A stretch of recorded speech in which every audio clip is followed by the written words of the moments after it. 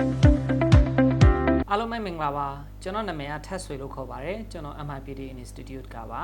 ကျွန်တော်ဒီနေ့ဆွေးနွေးမယ့်အကြောင်းအရာကတော့ English pattern တစ်ခုဖြစ်ပါတယ်အဲ့ English pattern ကိုလူသုံးများပြီးတော့ကျွန်တော်တို့ daily English conversation တွေမှာသုံးလို့ရတဲ့ pattern တစ်ခုဖြစ်ပါတယ်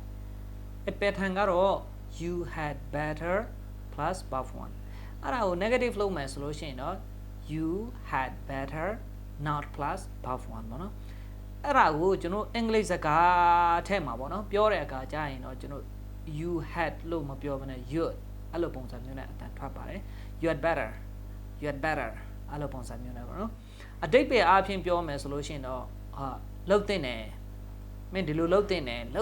ဆိုတဲ့တဲ့နယ်ဆိုတဲ့ shoot ဆိုတဲ့အတိတ်ပဲမျိုးနဲ့ပြောလိုက်တဲ့သဘောမျိုးဖြစ်ပါတယ်အဲ့တော့အရန်လို့သုံးများပါတယ်အဲ့တော့ကျွန်တော်ဥပမာအချိုးဖေးပါမယ်ပထမဆုံးYou had better see the doctor. မင်းဆရာဝန်နဲ့ပြတင်တယ်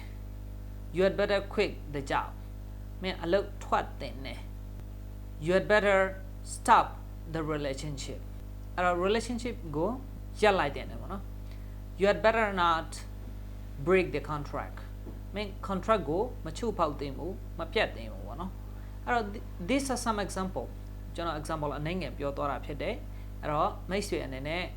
ဒီတက်ပူတဲ့ example လေးတွေကိုလေ့လာပြီးတော့မှတ်သားပြီးတော့ဒီ pattern လေးကိုသုံးလို့ရပါတယ်အဲ့တော့အရင်အသုံးများပါတယ်လေ့လာကြည့်ပါအခုနောက်လိုမျိုးကျွန်တော်အစားထိုးပြီးတော့ပြောသလိုအစားထိုးပြီးတော့ပြောကြည့်ပါအဆင်ပြေသွားမှာပါ Thank you so much see you next time